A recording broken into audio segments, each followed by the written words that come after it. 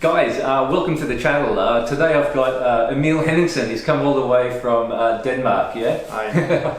So look, very rarely do I actually have a chance to speak to I guess my colleague in regards to scar revision at this level. So thank you for joining me. Oh, thanks for inviting me. Thanks.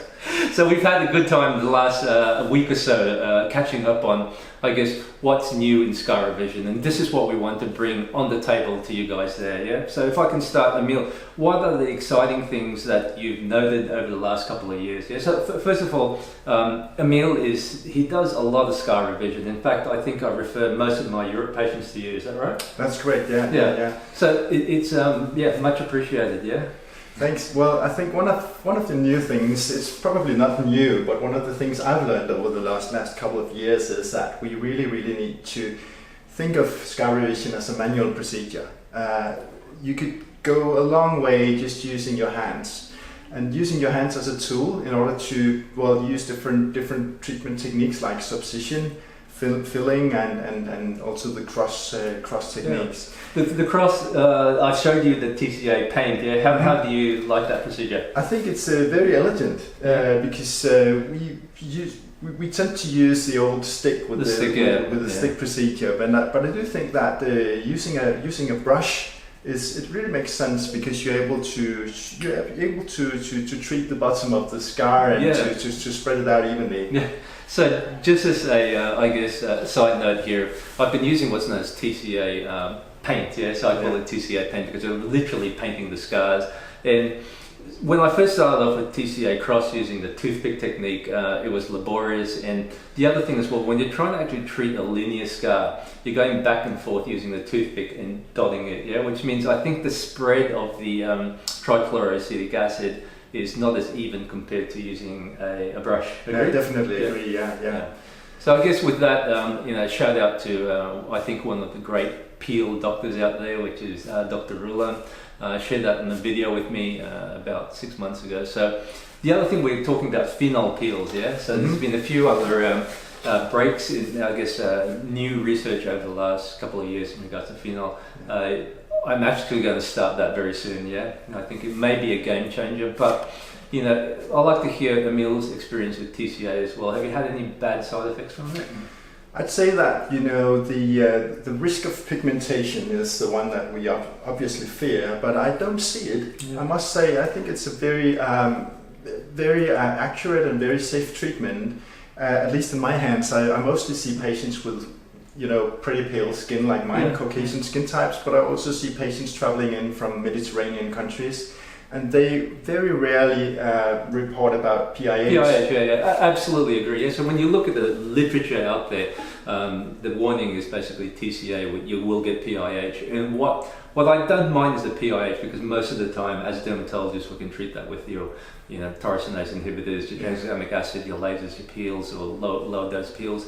The thing which we're worried about is your post-inflammatory hypopigmentation or depigmentation, and over the thousands of cases I've done over the last 15 years, I haven't seen a case before yet. No, I haven't either. I think there's a discrepancy of what we see compared to what's reported.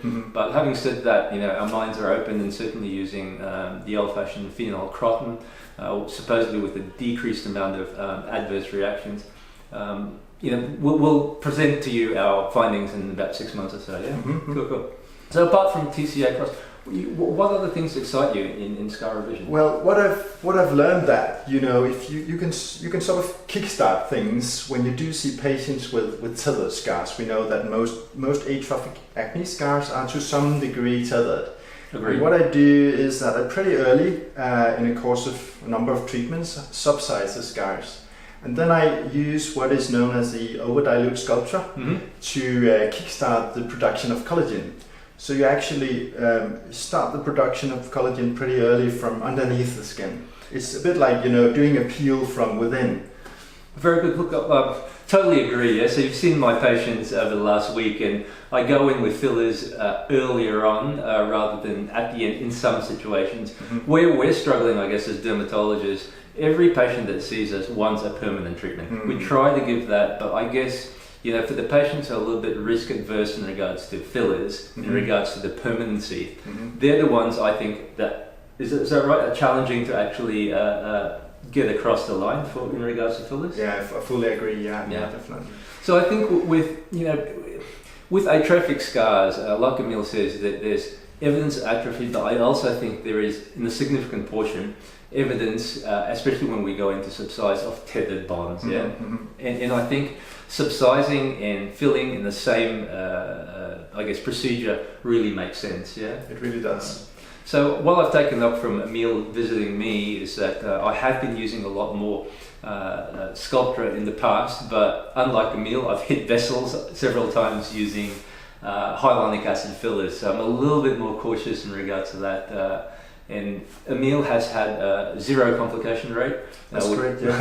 which so is far, which is awesome. But I think we spoke about why, I guess, filling in acne scar patients is a little bit different compared to dermal filling in someone who's aesthetic. Yeah, and Steve Weiner pointed out in the new Plastic Reconstructive Surgery Journal, they say that using a 27 gauge cannula, you still can have a vessel wall injury. So in theory, 25 and below, your risk is markedly diminished. But my argument is this, as scar revision doctors, we're treating patients with unusual anatomy and unusual histology, namely the lack or reduction of subcutaneous fat, which we know is a buffer.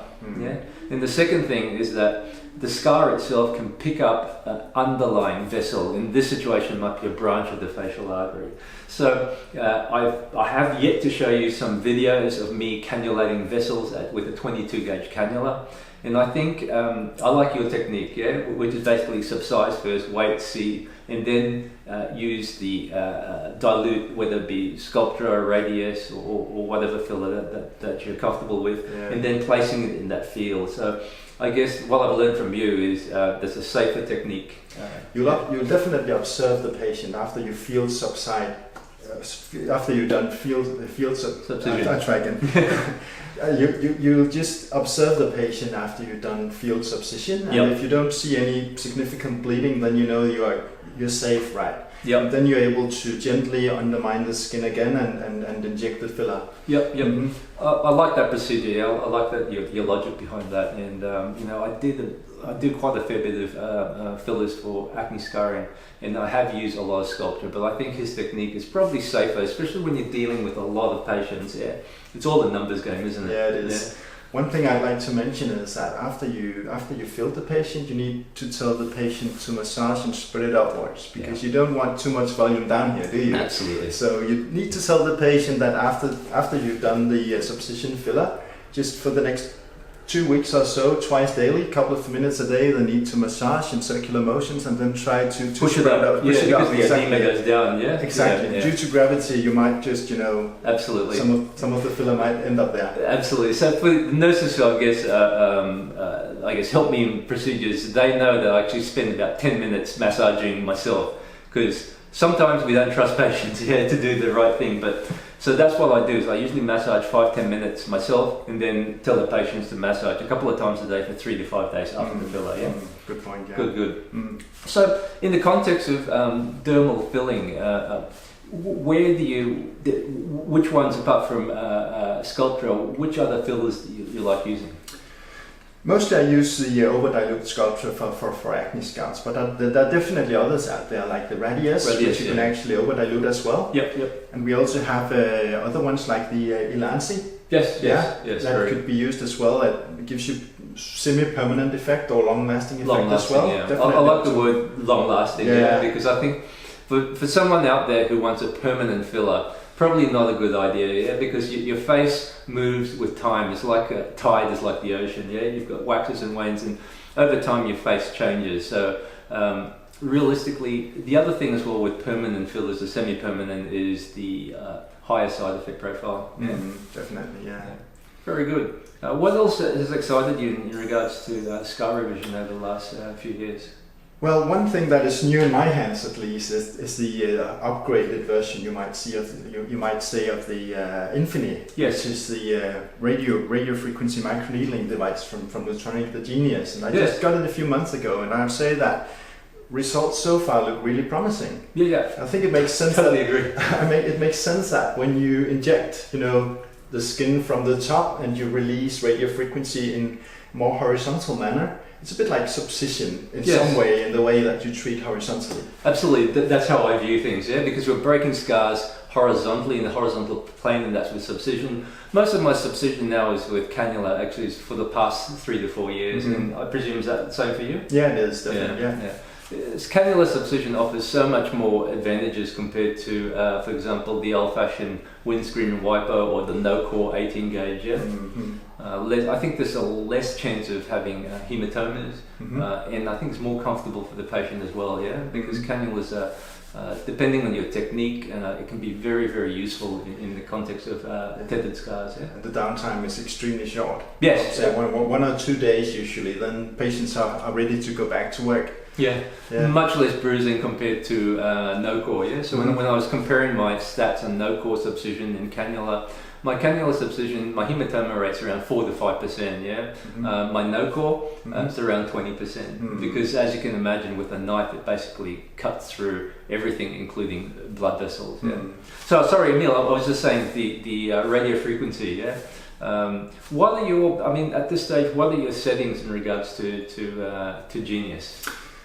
It's pretty new in my hands, and you always want it's new for me as well. You always want to be a bit conservative until you learn your device, to get to know it.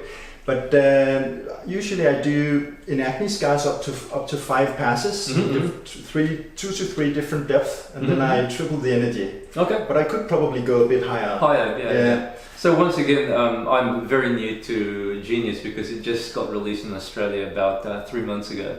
Well, probably the first clinic to have it. And much like Emil, when we have a new energy device, we're usually very cautious. We should be very cautious because we need to find the parameters. I personally think the Genius system is a game changer for us, because looking at the old Infinity, and all hats off to Lutronic for actually listening to the key opinion leaders and or basically manufacturing a device, the second generation, that's realistically there's no other competitor. I agree.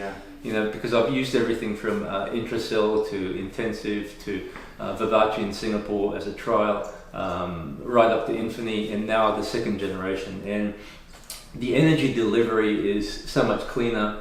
Your motor of which it drives the needles, your solenoid is so much stronger. You don't have the kickback which you have with the Infinity. You don't have the carbon buildup. To me, that's very important because the old Infinity, we used to have carbon buildup after possibly every 30 to 50 pulses. And even with the insulation, you can imagine with the carbon buildup on the tips, it's possibly regenerating or generating heat or excess energy in the other needle tips. So I used to see, as a KOL, quite a fair bit of problems with Infinity. Hopefully we don't have with the Genius system, but it looks, as Emil says, probably the game changer for us. And it's very nice to know that it has this impedance feedback as well. Absolutely. It's really, really safe. Nice to know because you actually don't know what you're doing when you do radio frequenty with microneedles, right? Absolutely. With a laser, you can more or less tell from the surface response from the endpoint what's going on. Yes. But with radio frequency microneedling, you can't really tell because it's going on under the skin. Absolutely. That's why when we see the bad cases of Infinity going wrong and microneedling going wrong, possibly the operator has pulse stack 3-4 pulses in one, together with the altered impedance with the carbonization buildup of the tip, and we see pretty bad side effects as in fat necrosis, but I don't think we're going to get that with the new system. So look, realistically, hats off to Lutronic for really listening to the opinion of specialists and re-engineering their the device. So look, Emil, that's great talking to you. We'll come up with a couple of other topics. By the way, if you've noticed he's here on holidays, and that's the only shirt I've got in my car. It's an honor, mate. I wouldn't say that. So guys, I hope you liked that video. It's a little bit more in-depth compared to the scarring videos which I normally produce, and we'll come up with part 2, part 3 in the next few weeks, a few months. Thanks guys. Bye. Bye.